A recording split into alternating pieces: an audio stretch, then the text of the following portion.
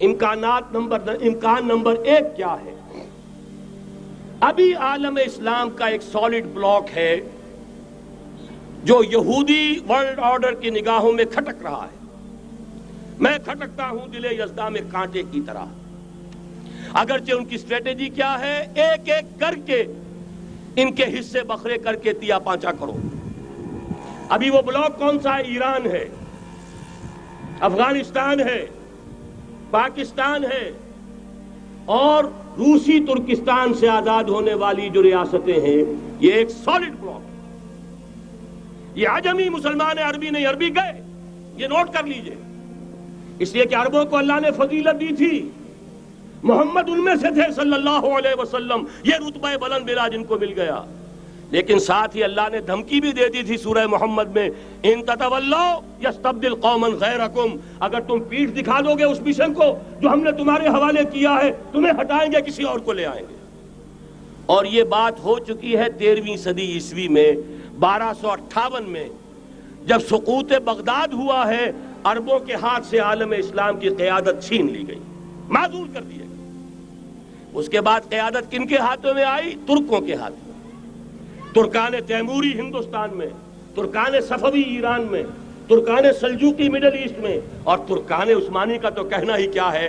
وہ Asia minor سے چل کر آپ کو معلوم ہے کہ مشرقی یورپ کا کتنا بڑا علاقہ، دی گریٹ آٹومان امپائر اس صدی کے آغاز تک قائم تھی.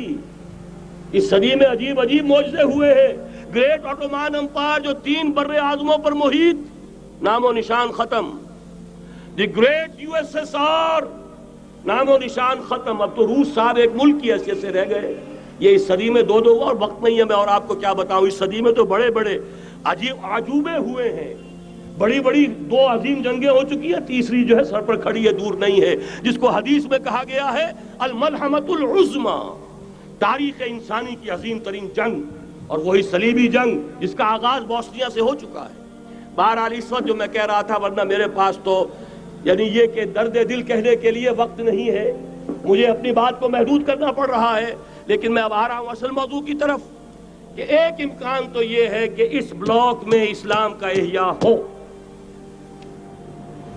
اور اس کے لیے کچھ نویدیں بھی موجود ہیں احادیث نبویہ میں. وہ تو آپ نے سنا ہوگا اقبال کا شعر، میرے عرب کو آئی ٹھنڈی ہوا جہاں سے، میرا وطن وہی ہے، میرا وطن وہی ہے. حدیث میں آتا ہے یخرج ناس من المشرق یودعون للمہدی یعنی سلطانہ، مشرق سے فوجیں نکلیں گی کہ جو کہ مہدی کی حکومت قائم کریں گی. یہ مہدی اہل تشیع کے مہدی اور ہیں، ہمارے مہدی اور ہیں. اہل تشیع کے عقیدے کے مطابق ان کے بعد میں امام جو روپوش ہو گئے تھے وہ امام مہدی ہے، وہ ظاہر ہو جائیں گے. ابھی امام غائب ہیں، پھر وہ ظاہر ہو جائیں گے. ہمارے نزدیک یہ مہدی پیدا ہوں گے یا ہو چکے ہوں، اور یہ ہوں گے حضرت فاطمہ کی نسل ہی سے رضی اللہ تعالی عنہا. لیکن عالم عرب کے اندر پھر ایک طاقت بن کر ابھریں گے، باطل کی قوتوں کے خلاف جہاد کریں گے.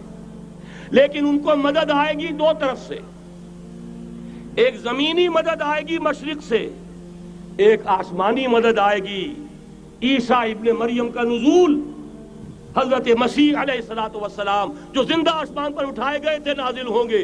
اور در حقیقت ان 2 مددوں کے نتیجے میں پھر یہود کا قلع قمع ہوگا، اور یہی گریٹر اسرائیل ان کا گریٹر گریو یارڈ بن کر رہے گا، عظیم تر قبرستان بن کر رہے گا. اس کی بڑی واضح حدیثیں موجود ہیں، اس کی بڑی تفصیلی خبریں موجود ہیں. یہ احادیث کی کتب کے اندر بدقسمتی سے ہماری اس کی طرف توجہ نہیں. ایک تو یہ ہو سکتا ہے. اسی طریقے سے ایک اور حدیث ہے، یخرج من خراسان رایات سود، اور یہ مسلم شریف کی روایت ہے، نوٹ کیجئے گا، نہیں ترمذی شریف کی روایت ہے. یخرج من خراسان رایات سود لا یردها شیء حتی تنصب بایلیا. اور خراسان حضور کے زمانے میں آج کے افغانستان کا نام تھا. یہ افغانستان میں جو جہاد ہوا ہے، غلطیاں ہوئی ہیں اور غلطیوں کا خمیازہ بھگت رہے ہیں. یہ تو اللہ تعالیٰ کی سنت ہے جس میں اللہ نے صحابہ کو بھی ایگزمپٹ نہیں کیا، غلطی کی سزا دی ہے. 35 صحابہ کی غلطی غزوہ احد میں ہوئی، جہاں سے حکم تھا کہ مت ہٹنا، 50 میں سے 35 ہٹ گئے. نتیجہ کیا نکلا؟ فتح شکست میں بدل گئی، 70 صحابہ شہید ہو گئے۔ اللہ تعالیٰ نے فرمایا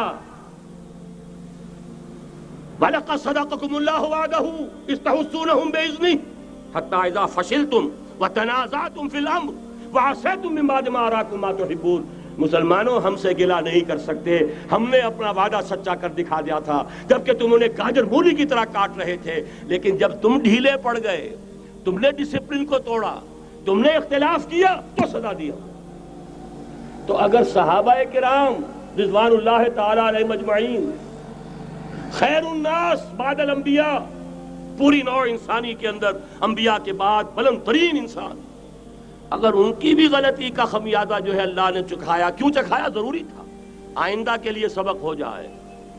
یہ وَلِيُمَحِّصَ مَا فِي قُلُوبِكُمْ، تاکہ تمہارے دلوں کے اندر اگر کہیں کوئی کھوٹ ہے اور پاک کر دیں ہم۔ اس لیے بہرحال غلطیاں ہوئی ہیں افغانستان میں، ایک امام کے ساتھ بیعت نہیں تھی، بلکہ بدقسمتی اور بڑھ کر یہ ہے بیعت کر کے توڑ دی۔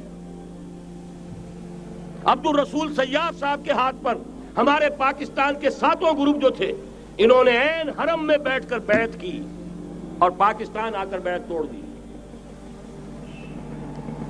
سزا اس کی مل رہی ہے، آپس کی خانہ جنگی یوں ہی نہیں ہو رہی، کوئی سبب ہے، لہذا یہ سزا تو ملے گی، لیکن جتنا خون یہاں پر خلوص کے ساتھ دیا گیا ہے اس کی مقدار بھی کم نہیں ہے۔ یہاں سے خیر برآمد ہوگا۔ اور دوسری بات اپنے بارے میں نوٹ کر لیجئے، یہ پاکستان، بچا کھچا Pakistan, what remains of Pakistan, یہ اصل میں ہے کیا؟ مولانا بہت خوبصورت انداز میں فرما رہے تھے، یہ 313 نہیں تھے، اسلام تھا۔ اسی طرح نوٹ کیجئے، پاکستان نہیں ہے، 4 صدیوں کی تجدیدی مساعی کا حاصل ہے۔ آپ نے کبھی نوٹ کیا ختم نبوت کے بعد اب سب سے اونچا منصب کس کا ہے؟ مجددین۔ سنن ابی داؤد کی روایت، ان اللہ یبعث فی هذه الامہ علی راس کل 100 عام من یجدد لها دینها۔ اور نوٹ کیجئے، کوئی بات ہے 1000 برس تک سارے مجدد عالم عرب میں پیدا ہوئے، جیسے ہی دوسرا 1000 سال شروع ہوا، الف ثانی کا مجدد اعظم شیخ احمد سرہندی کہاں تھا؟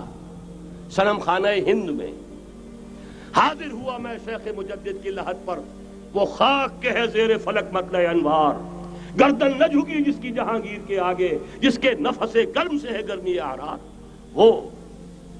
پھر 12ویں صدی کا مجدد اعظم امام الہند شاہ ولی اللہ دہلوی، 13ویں صدی کا مجدد اعظم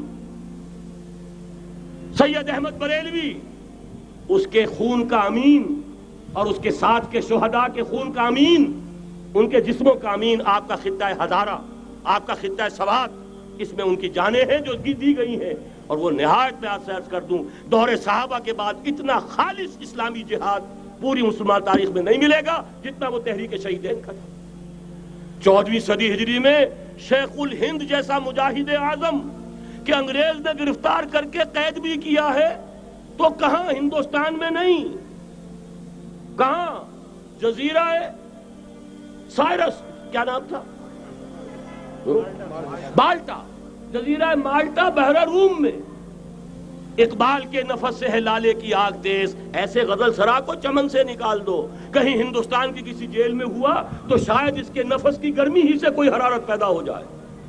اور اسی صدی میں 14ویں صدی ہجری میں اقبال جیسا مفکر، اسی 14ویں صدی ہجری میں مودودی جیسا مصنف، اسی 14ویں صدی ہجری میں مولانا الیاس جیسا مبلغ رحمہم اللہ، عظیم شخصیتیں آج پورے عالم اسلام میں آپ کو تبلیغی دوست ملیں گے۔ یہ کہاں سے شروع ہوئی تحریک؟ دہلی کی ایک چھوٹی سی مسجد سے، وہ مسجد بنگلے والی اب تو بڑی عالیشان ہو گئی ہے، جب وہاں شروع ہوا تھا کام بڑی چھوٹی سی مسجد۔ یہ سارے کام یہاں کیوں ہوئے؟